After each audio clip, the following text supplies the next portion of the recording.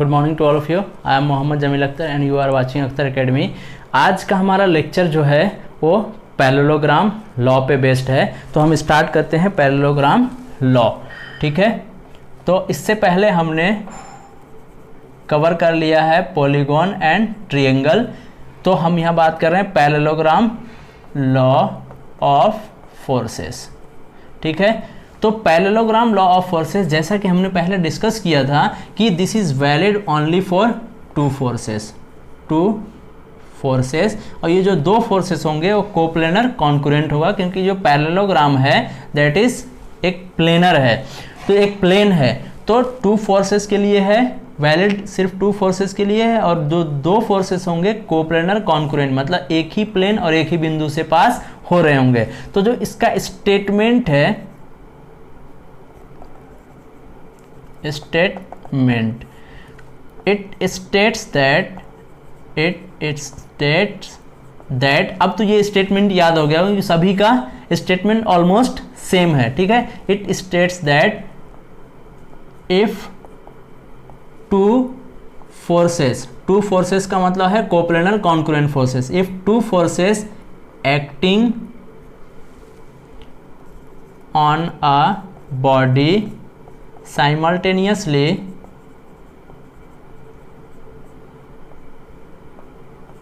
be represented both in magnitude and direction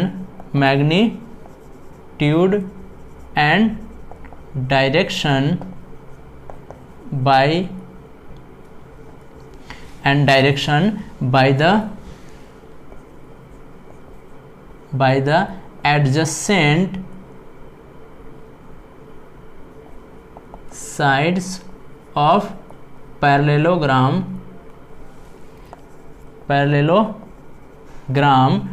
and their resultant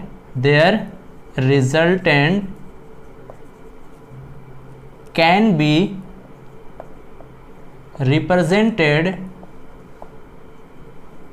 represented by the diagonal of parallelogram। Statement as it is है, कहीं पे triangle, कहीं पे polygon और यहाँ पे पैरेललोग्राम। ठीक है, तो स्टेटमेंट मेरे ख्याल से अब याद हो गया होगा। It states that if two forces acting on a body simultaneously, two forces हमेशा याद रखिएगा कोप्लेनर कॉन्करेंट ही होगा, क्योंकि ये चैप्टर ही हमारा चल रहा है कोप्लेनर कॉन्करेंट।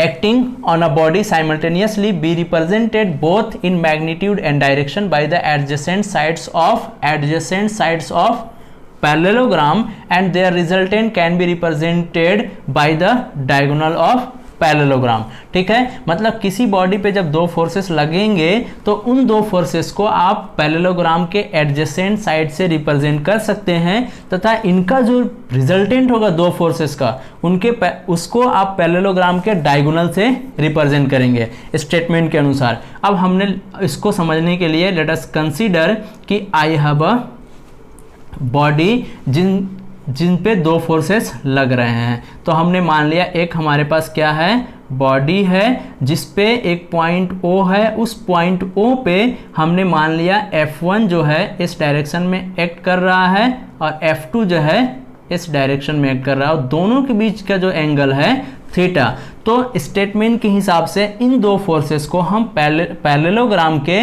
साइड से रिप्रेजेंट कर सकते हैं। तो हमने क्या माना, एक पॉइंट O माना। अब यहाँ पे स्केल की ज़रूरत नहीं पड़ेगी, हम रफली इसको ड्रॉ कर सकते हैं। तो हम क्या बोल रहे हैं, इसके लिए थोड़ा सा हम नीचे ड्रॉ करते हैं। एक पॉइंट, स्टार्टिंग पॉइंट हमने कहीं ये मान लिया O, और यहाँ से दिखा दिया F1 को, ये है हमारा F1 और इसको हमने मान लिया A। ठीक है, और ये पैरेललोग्राम एडजेसेंट साइड का मतलब है, ये साइड पैरेललोग्राम का मतलब आपस में जो आमने सामने की जो साइड्स होंगे वो पैरेलल होंगे, मतलब this parallel to this and this parallel to this. तो एडजेसेंट साइड का मतलब है, एक पॉइंट हमने ये अगर F1 इधर माना तो एडजेसेंट का मतलब जस्ट मतलब दोनों का जो स्टार्टिंग पॉइंट होगा वो सेम होगा। एडजेसेंट साइड का मतलब ये है। तो F1 इधर माना तो हम F2 किस साइड मानेंगे, ये हो गया हमारा F2, और इसको हमने मान लिया O, ये पॉइंट हो गया B। अब ये पैरेललोग्राम कब बनेगा, जब F1 के जस्ट पैरेलल हम यहां से ड्रॉ करेंगे, ये ड्रॉ कर दिया, और F2 के जस्ट पैरेलल हमने यहां पे एक लाइन ड्रॉ कर दी। तो ये हमारा हो गया, ये है F1 और ये है F2। तो यहां हम दिखा रहे हैं ये है F1 और ये है हमारा F2, ठीक है। और इनके बीच का जो एंगल है थीटा। तो स्टेटमेंट क्या बोल रहा था, किसी बॉडी पे दो फोर्स लगेंगे तो इन दो फोर्सेस को हम पैरेललोग्राम के एडजेसेंट साइड से रिप्रेजेंट कर सकते हैं, और इनका जो रिजल्टेंट होगा, अब पैरेललोग्राम में डायगोनल होगा, तो डायगोनल का मतलब है लीडिंग डायगोनल। डायगोनल का मतलब पैरेललोग्राम में दो डायगोनल होते हैं, लेकिन यहाँ पे डायगोनल का मतलब है लीडिंग डायगोनल। जो डायगोनल होगा वो रिजल्टेंट को शो करेगा, ठीक है। और यहाँ हमने मान लिया डायगोनल जो है वो अल्फा एंगल बना रहा है, किससे, F1 से बना रहा है, ठीक है। तो ये था पैरेललोग्राम का स्टेटमेंट। अब इसमें हम अब प्रूफ करने वाले हैं। तो यहां से हम एक मोस्ट इंपॉर्टेंट फॉर्मूला ड्राइव करने वाले हैं। तो हम यहां पे क्या प्रूफ करेंगे, हमने प्रूफ करने के लिए क्या माना कि एक बॉडी है, उस पर दो फोर्सेस लग रहे हैं, और F1 and F2 are two forces acting at an angle theta. तो उसके लिए हमने पैरेललोग्राम से F1 दिखा दिया, F1 के जस्ट पैरेलल ये F1 और F2 इसके जस्ट पैरेलल ये F2। तो ये अब इनका जो लीडिंग डायगोनल होगा दैट विल रिप्रेजेंट R, और ये पॉइंट को हमने मान लिया A B, इसको मान लिया हमने C, ये पॉइंट हो गया हमारा C। तो यहाँ पे हम प्रूफ करने के लिए देखिए, यहाँ पे हम R की वैल्यू और हम यहाँ से रिजल्टेंट और रिजल्टेंट का डायरेक्शन मतलब R और अल्फा फाइंड आउट करने वाले हैं। उसके लिए एक इंपॉर्टेंट फार्मूला ड्राइव करने वाले हैं। तो चलिए इसमें थोड़ा सा हम कंस्ट्रक्शन करते हैं। ये जब एंगल, इसको थोड़ा सा अगर हम आगे की ओर बढ़ाएं, एक्सटेंड करें, तो ये एंगल क्या होगा, थीटा होगा, क्योंकि जो ये है F1 और ये है F2। तो यहाँ पे F1 और F2 के बीच का एंगल क्या है, थीटा। तो यहाँ भी एंगल क्या होगा, थीटा होगा। तो हमने क्या कर दिया, यहाँ से इसको भी इस पे परपेंडिकुलर ड्रॉ कर दिया, और ये हो गया 90 डिग्री। तो कल हमने पढ़ा था ये जो है F2 है, तो F2 जिसके साथ एंगल बना रहा है, तो ये वाली वैल्यू हो जाएगी F2 cos थीटा। ये फोर्स F2 है, F2 जिसके साथ एंगल बना रहा है, इसका इफेक्ट ये देखिए F2 ऐसे है, तो F2 का x एक्सिस की तरफ इफेक्ट होगा F2 cos थीटा। कल हमने किया है resolution and composition of forces में।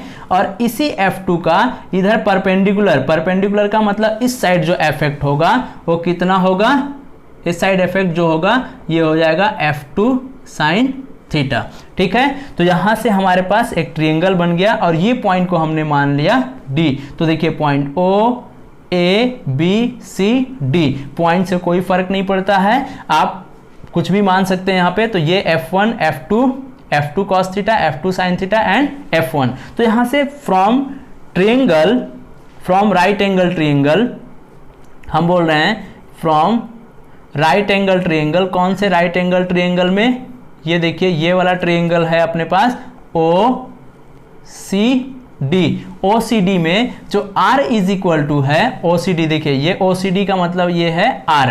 तो R इज इक्वल टू क्या हो जाएगा, R इज इक्वल टू या R का स्क्वायर, ये है राइट एंगल ट्रायंगल, तो हाइपोटेनियस का square is equal to perpendicular का स्क्वायर प्लस बेस का स्क्वायर। तो हम यहाँ पाइथागोरस प्रमेय यूज करने वाले हैं इस ट्रायंगल कौन से ट्रायंगल में, फ्रॉम ट्रायंगल OCD। तो हम डायरेक्ट लिख रहे हैं फ्रॉम ट्रायंगल OCD।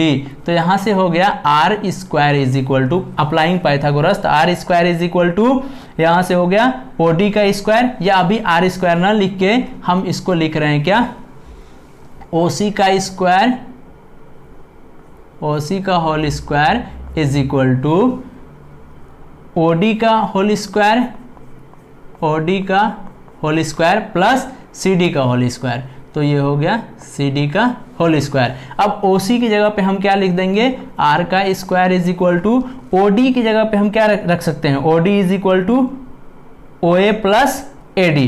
ये देखिए पूरा है OD, तो OD is equal to OA plus AD, तो हमने लिखा OA प्लस AD का होल स्क्वायर प्लस CD का होल स्क्वायर। इसको जब हम ब्रेक करेंगे R square is equal to, जब ये किस पे ब्रेक हो जाएगा, अभी हम वैल्यू रख लेते हैं OA और AD की। तो OA की वैल्यू क्या है F1 और AD की वैल्यू है F2 cos थीटा, तो हमने रखा F1 plus F2 cos theta, इसका हो गया होल स्क्वायर प्लस CD की वैल्यू क्या है F2 sin थीटा का whole square.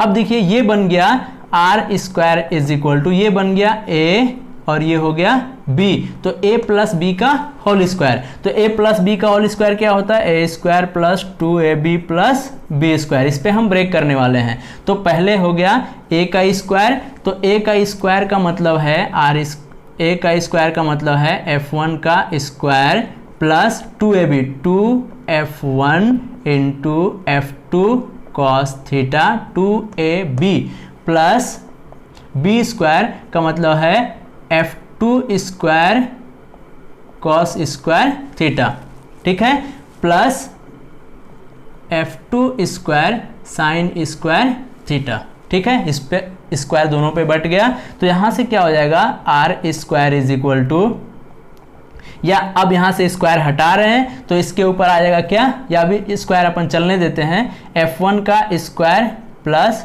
2F1 into F2 cos theta, यहाँ से प्लस, ठीक है, यहाँ से हम F2 स्क्वायर कॉमन ले रहे हैं, तो ये हो जाएगा cos square theta plus sine square theta.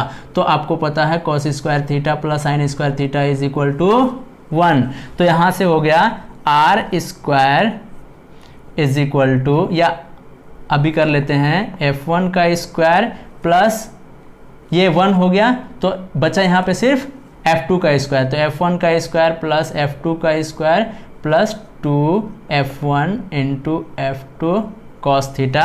अब जैसे ही यहाँ से हम ये स्क्वायर हटाएंगे तो ये आ जाएगा रूट ओवर F1 का स्क्वायर, तो यहाँ से R इज इक्वल टू हो गया root over F1 square plus F2 square plus 2F1 into F2 cos theta, most important formula for parallelogram law of forces. तो यहाँ से हमारे पास एक फॉर्मूला ड्राइव हो गया, R is equal to root over F1 square plus F2 square plus 2F1 F2 cos theta, ठीक है। तो ये फॉर्मूला इम्पॉर्टेंट है और यहाँ से न्यूमेरिकल्स हमेशा एग्जामिनेशन में पूछे जाते हैं।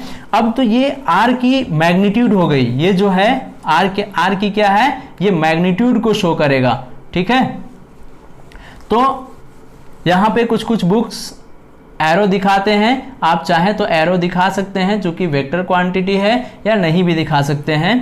तो हालांकि मोस्ट इम्पॉर्टेंट ये है कि आप एरो शो करना है, जहां भी आप दिखाएंगे ये हर फोर्सेस के ऊपर एरो आपको दिखाना है, ठीक है। लेकिन हमने थोड़ा सा टाइम कंज्यूमिंग होगा इसलिए हमने एरो शो नहीं किया, ठीक है। तो R is equal to root over F1 का स्क्वायर प्लस F2 का square plus 2F1 F2 cos theta, ये तो हो गया रिजल्टेंट। अब रिजल्टेंट का डायरेक्शन हम निकाल रहे हैं, तो डायरेक्शन निकालने के लिए जो रिजल्टेंट है वो बना रहा है एंगल अल्फा, बना रहा है किससे, F1 से, पहले फोर्स से। तो हम उसी ट्रायंगल में फिर से हम बात करेंगे, ये ट्रायंगल था OCD, हम फिर से उसी ट्रायंगल में बात करेंगे OCD में, अगेन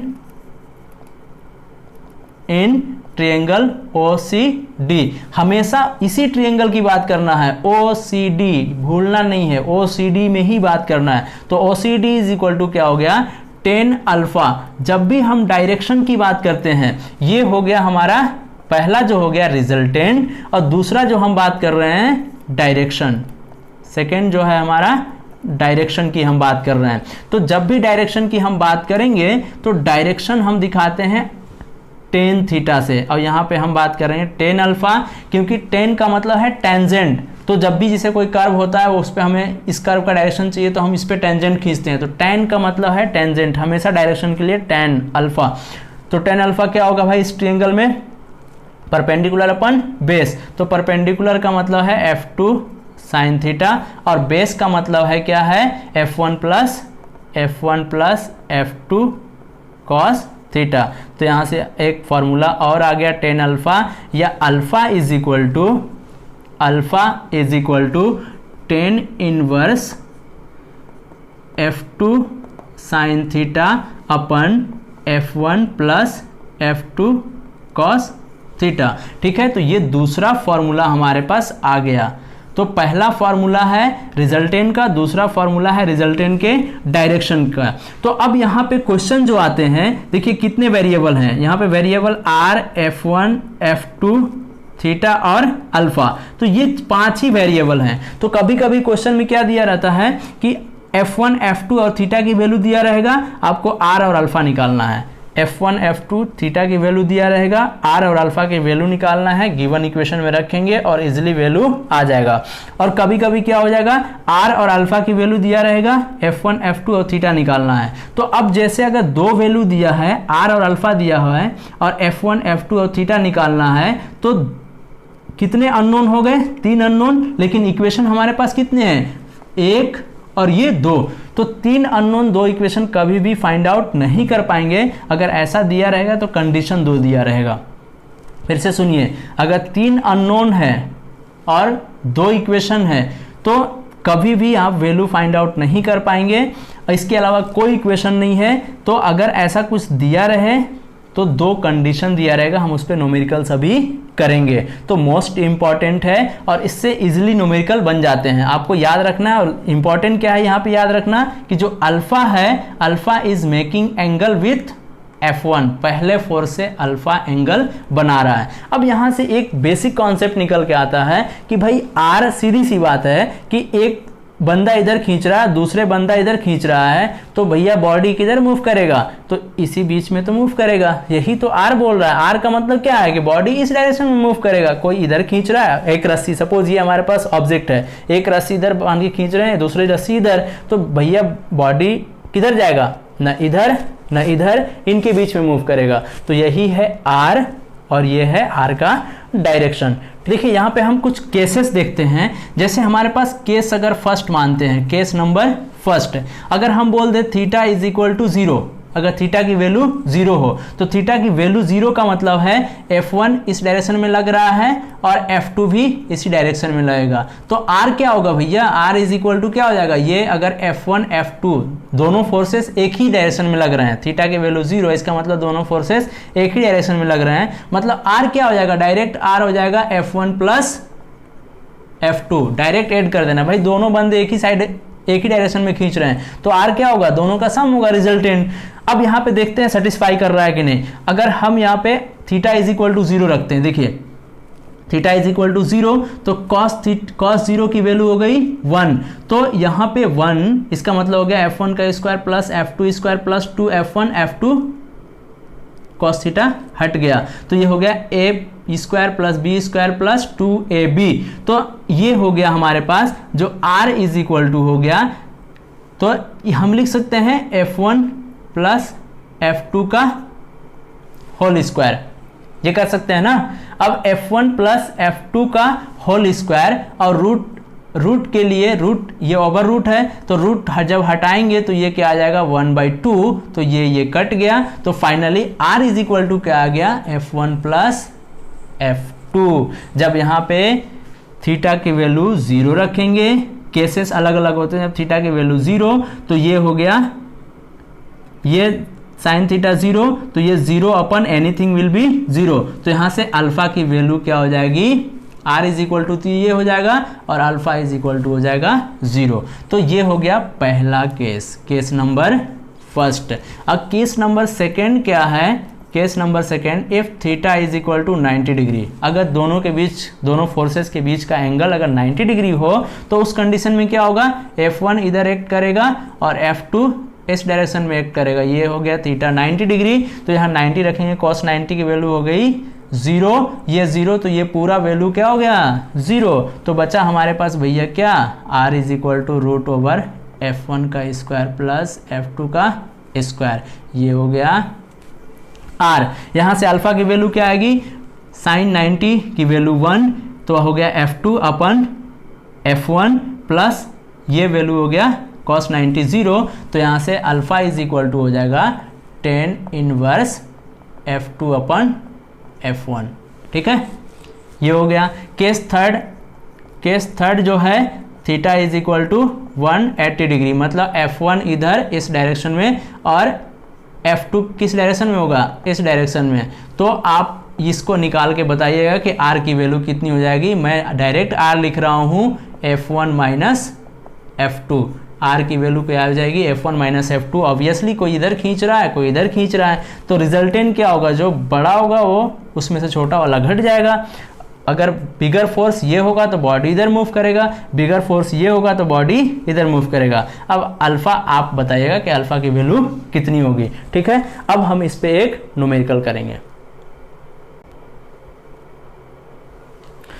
तो देखिए हमारे पास एक न्यूमेरिकल है जिसमें बोल रहा है कि two forces act an angle of theta, the bigger force is 40 newton and the resultant is perpendicular to the smaller one. मतलब दो फोर्सेस हैं, दोनों के बीच का जो एंगल है दैट इज थीटा, और जो रिजल्टेंट है वो स्मॉलर फोर्स के 90 डिग्री पे एक्ट कर रहा है। तो हम इसको सॉल्व करते हैं। तो सॉल्यूशन के लिए क्या हम करेंगे, लेट टू फोर्सेस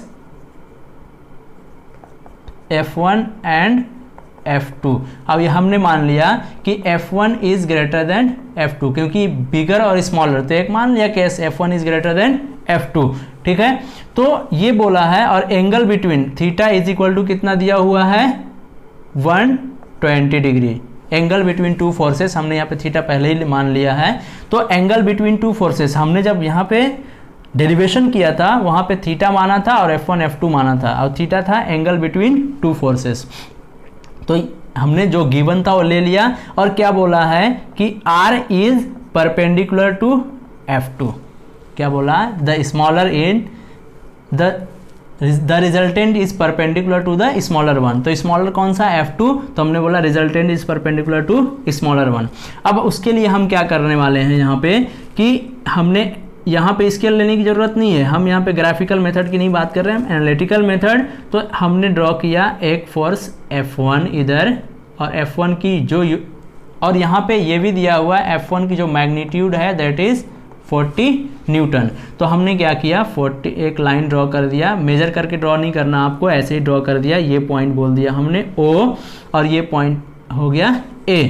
अब F1 इधर, तो F1 और F2 के बीच का एंगल कितना है 120 डिग्री। तो भैया इधर तो खींचेंगे नहीं F2, इधर भी नहीं खींचेंगे क्योंकि यहाँ तक तो 90 होगा। तो कहीं ना कहीं F2 की वैल्यू किस डायरेक्शन, F2 किधर होगी इस डायरेक्शन की तरफ होगा, क्योंकि यहाँ तक तो 90 ही होगा। तो ये हो गया 120 डिग्री, या इस हमने यहाँ पे मान लिया 120 डिग्री। और चूंकि F2 स्मॉल है तो थोड़ा सा हमने इसको छोटा ही ड्रॉ किया। आपको मेजर करके ड्रॉ करने की ज़रूरत नहीं है, आप डायरेक्ट ड्रॉ कर सकते हैं। ठीक है, अब क्या बोला है, जो रिजल्टेंट है वो resultant is perpendicular to F2, ये हमारा है F2। तो रिजल्टेंट परपेंडिकुलर मतलब 90 डिग्री का कोण बना रहा होगा रिजल्टेंट। तो रिजल्टेंट यही कहीं ऐसे ही होगा, R ये होगा, और ये R के बीच का जो एंगल होगा वो कितना होगा, ये वाला कितना एंगल होगा 90 डिग्री। ठीक है, तो पैरेललोग्राम कैसे बनेगा, हम क्या कर रहे हैं पैरेललोग्राम ड्रॉ करने के लिए कि ये जो है F2 जो है इसके पैरेलल हम थोड़ा सा R को बड़ा कर रहे हैं। ठीक है, पैरेललोग्राम ये कैसे बनेगा भाई, जब ये F2 के पैरेलल हम एक लाइन ड्रॉ करेंगे, यहाँ से F2 के पैरेलल हम एक लाइन ऐसे हमने ड्रॉ कर दिया, और ये F1 के जस्ट पैरेलल एक लाइन ऐसे ड्रॉ कर दिया। तो ये हमारा हो गया रिजल्टेंट, और ये हो गया हमारा F2, और ये हो गया F1। तो यहाँ से देखिए F1 F2, तो ये हो गया F1 और ये हो गया F2। तो ये दोनों फोर्स के बीच का एंगल कितना दिया 120 डिग्री और resultant is perpendicular to F2 मतलब स्मॉलर वन, तो हमने दिखा दिया 90। तो यहाँ पे अल्फा की वैल्यू कितनी होगी फिगर से, from figure alpha will be ये total angle minus this angle. Alpha का मतलब याद कीजिए आप, जब हमने डेरिवेशन अभी किया था तो हमने बोला था हमेशा याद रखना है alpha is a angle between first force and resultant. तो ये फर्स्ट फोर्स और ये है रिजल्टेंट, तो यहाँ से हो गया अल्फा की वैल्यू कितनी आ जाएगी 30 डिग्री। हमसे क्या बोला है क्वेश्चन में, हमें क्या फाइंड आउट करना है F2 की वैल्यू। तो हम डायरेक्ट, हमारे पास दो इक्वेशन थे, हमने पैरेललोग्राम जहां भी पढ़ा है रट लिया हमने दो इक्वेशन कि भैया R is equal to root over F1 का स्क्वायर प्लस F2 का square plus 2F1 F2 cos theta, इसको रट लेना है। और दूसरा alpha is equal to tan inverse F1 sine theta upon F2 sine theta upon F1 plus F2 cos theta, ये दोनों इक्वेशन रट लेना आपको। तो यहाँ से हमने क्या बोला, हमें भैया चाहिए F2, तो कौन सा इक्वेशन लगाएं, हमारे पास एक इक्वेशन ये है R is equal to F1 का स्क्वायर प्लस F2 का square plus 2F1 into F2 cos theta, और दूसरा इक्वेशन हमने लिखा था tan inverse F2 sine theta upon F1 plus F2 cos theta. तो कौन सा इक्वेशन लगाएं, ये वाला लगाएंगे हम। तो हमारे पास F1 दिया हुआ है, थीटा की वैल्यू दिया हुआ है, लेकिन R तो दिया नहीं है, तो भैया कैसे लगाएंगे, ये तो हम लगा नहीं सकते, तो इसको हमने हटा दिया। अब क्या लगाएंगे, चूंकि हमारे पास अल्फा हमने फिगर से निकाल लिया, तो हम डायरेक्ट ये वाला फॉर्मूला अप्लाई कर सकते हैं। तो हम अप्लाई कर रहे हैं कौन सा formula, second formula, that is alpha is equal to tan inverse F2 sine theta upon F1 plus F2 cos theta, ये फार्मूला आप रट लीजिए। तो यहाँ से अल्फा की वैल्यू कितनी दी हुई है 30 डिग्री, या ऐसा हम कर सकते हैं यहाँ से इन्वर्स हटा के ये कर सकते हैं ना अपन tan alpha is equal to this. तो हमने क्या किया, 30 डिग्री रखा इज इक्वल टू F2 की जो वैल्यू हमें फाइंड आउट करना है साइन थीटा मतलब 120 डिग्री, F1 की वैल्यू हमारे पास 40 है, प्लस F2 हमें फाइंड आउट करना है कॉस थीटा का मतलब कॉस 120 डिग्री। तो यहाँ से हो जाएगा 30 into 40 plus F2 cos 120 degree is equal to F2 sine 120 degree. जब इसको सॉल्व आप कीजिएगा तो F2 की जो वैल्यू आती है दैट इज 20 न्यूटन। जब इसको आप सॉल्व करेंगे, ये इक्वेशन बन गया हमारे पास, 1030 की वैल्यू 1/√3 40 प्लस F2 cos 20, तो F2 cos 20 की वैल्यू निकालेंगे कैलकुलेटर से, F2 साइन, ये साइन 120 की वैल्यू निकालेंगे। जब इसको सॉल्व करेंगे तो F2 की जो वैल्यू आएगी दैट इज 20 न्यूटन। तो देखिए F1 की वैल्यू कितना गिवन था 40 न्यूटन और F2 की वैल्यू कितना आया 20 न्यूटन। तो F1 is greater than F2। तो इस टाइप के क्वेश्चन आते हैं। कभी कभी तो सिंपल ये दिया रहता है आपके पास, जैसे एक क्वेश्चन था R इज इक्वल टू, तो वहां पे कभी कभी F1 F2 और थीटा दिया रहेगा। सिंपली आप इक्वेशन नंबर फर्स्ट और इक्वेशन नंबर सेकेंड में वैल्यू पुट करके अल्फा और आर की वैल्यू फाइंड आउट कर सकते हैं। ठीक है, तो ये था हमारा आज का लेक्चर। आई होप कि आपको वीडियो पसंद आया होगा। अगर पसंद आता है तो लाइक करें, सब्सक्राइब करें और दोस्तों को शेयर करें। Thank you very much for watching.